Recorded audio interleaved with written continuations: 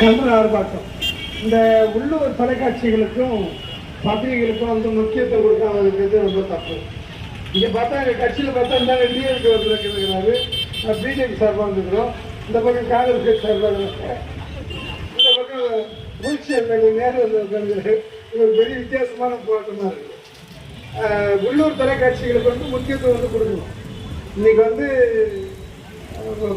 வருடந்தோறும் நடக்கூடிய 3 நிகழ்ச்சிகளையும் பாண்டிச்சேரி சுதந்திர தினம் இருந்தாலும் சரி தான், அதோட இந்திய குடியரசு இருந்தாலும் சரி தான், இந்தியாவோட சுதந்திர தினமாக தான் சரி தான்.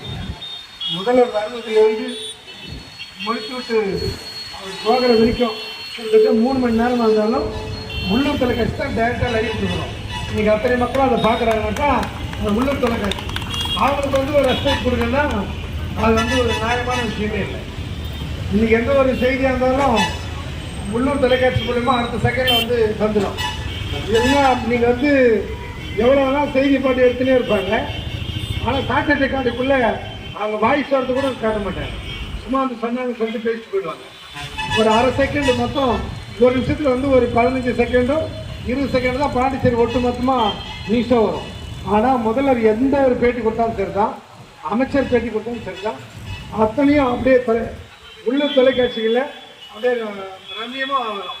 இப்பேற்பட்ட வாய்ப்பெல்லாம் வந்து நம்ம உடைய அரசியல்வாதிகளுக்கு வந்து மிகப்பெரிய பொக்கிஷமாக இருக்கிறது வந்து உள்ளூர் தொலைக்காட்சிகளும் உள்ளூர் பத்திரிகையாளர்கள் தான். ஒரு பத்திரிகை ஒரு செய்தி வரணும் அப்படின்னா நம்ம பற்றி கொஞ்சம் நல்லா போடுதுனாக்கா வாங்க நல்லா போடுறதுக்கு உள்ளூர் பத்திரிகையாளர்கள் வந்து ஒரு போட்டு தீர்த்து நல்லா மெல்ல வந்து போடுவாங்க. எனக்கு பத்திரிகையாளர் தான் கூட்டத்தில் கரம் வச்சு ரொம்ப போட்டு தீர்த்துருங்க, தரிசன மாதிரி போட்டு சொல்லாங்க.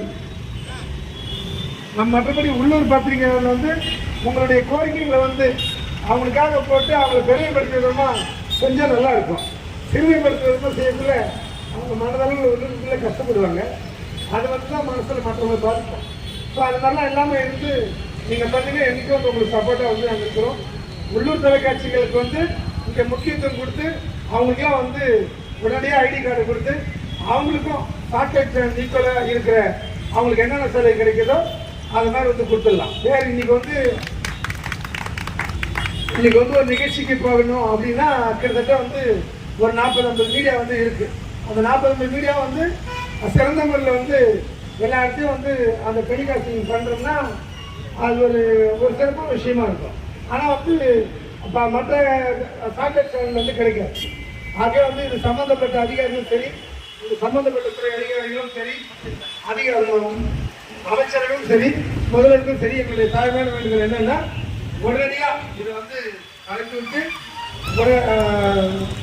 உள்ளூர் பத்திரிகையாளர்களுக்கும் உள்ளூர் தொலைக்காட்சியாளர்களுக்கும் உரிய மரியாதையை வந்து முதல்வர் கொடுப்பார் என்ற நம்பிக்கை எனக்கு இருக்குது.